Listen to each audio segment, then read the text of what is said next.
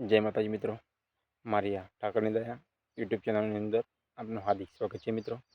તો મિત્રો, હવે એક બેસ્ટ વનસ્પતિનો પરિચય કરાવવા જઈ રહ્યો છું મિત્રો.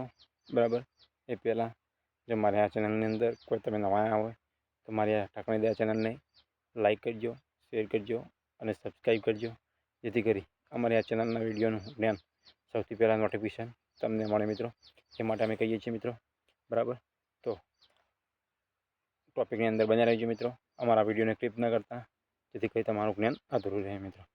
તો હવે તમને એ વનસ્પતિનું માર્ગદર્શન આપું છું મિત્રો કે હાલ શિયાળાની ઋતુ શરૂઆત થવાની તૈયારીમાં છે. એટલે શિયાળાનો રાજા એટલે રીંગણ, તમે લોકો બધા જાણતા છો. શિયાળાનો રાજા રીંગણ કહેવાય મિત્રો. બરાબર, હવે રીંગણના અદ્ભુત ફાયદા વિશે તમને પરિચય કરાવવા જઈ રહ્યો છું મિત્રો. તો અમારા વિડીયોની અંદર બન્યા રહેજો મિત્રો. કે મિત્રો, લોકો રીંગણનું જ્ઞાન હોતું નથી, એ માટે લોકો અજાણ હોય છે મિત્રો. અને લોકોને નાના બાળક હોય અથવા કે મોટો હોય વ્યક્તિ, બરાબર, એને રીંગણનું શાક 70% લોકોને તે ભાવતું નહીં હોતું મિત્રો. એ માટે નહીં ભાવતું કે લોકો આનું જ્ઞાન અજાણ હોવાથી એ લોકો આ વનસ્પતિને નિહાળતા નહીં હોતા. બરાબર, અને આનું શાક ખાતા નહીં હોતા. પરંતુ રીંગણની અંદર એવા ફાઈબર, એવા વિટામિનો ભરપૂર હોય છે મિત્રો કે જે તમારા રોગ પ્રતિકારક શક્તિની સામે લડવામાં તે મદદરૂપ થાય છે મિત્રો. પરંતુ તમે આનું જ્ઞાન તમારું હોતું નથી, તમે આનો ઉપયોગ કરતા નહીં હોતા મિત્રો.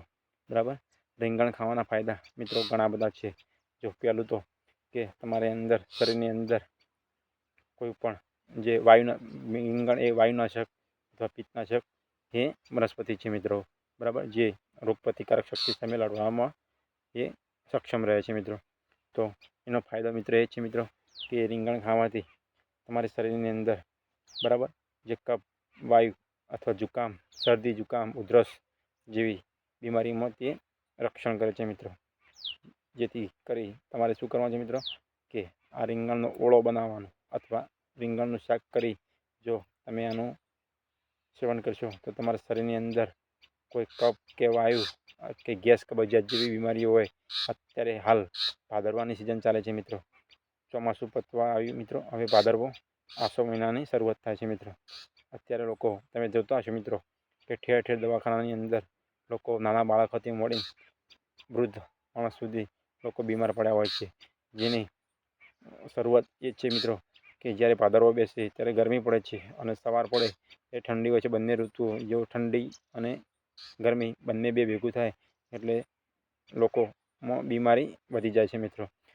એ બીમારી વધી જાય છે મિત્રો કે એ લોકોને શરદી, તાવ, ઉધરસ જેવી બીમારીઓ વધી જાય છે.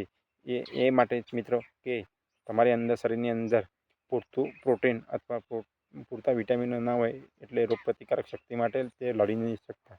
એ માટે તે નબળાઈ પડી જાય છે શરીર તમારું. બરાબર, હવે એ નબળાઈ ન પડે એ માટે હું તમને બેસ્ટ ઉપાય જણાવું છું કે તમારે અત્યારથી આ વનસ્પતિનું સેવન કરવાનું રાખજો મિત્રો.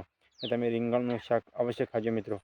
રીંગણ જે તમે રવૈયા ખાઓ અથવા રીંગણ બ્લેક રીંગણ તરીકે લોકો ઉપયોગ કરતા હોય છે મિત્રો.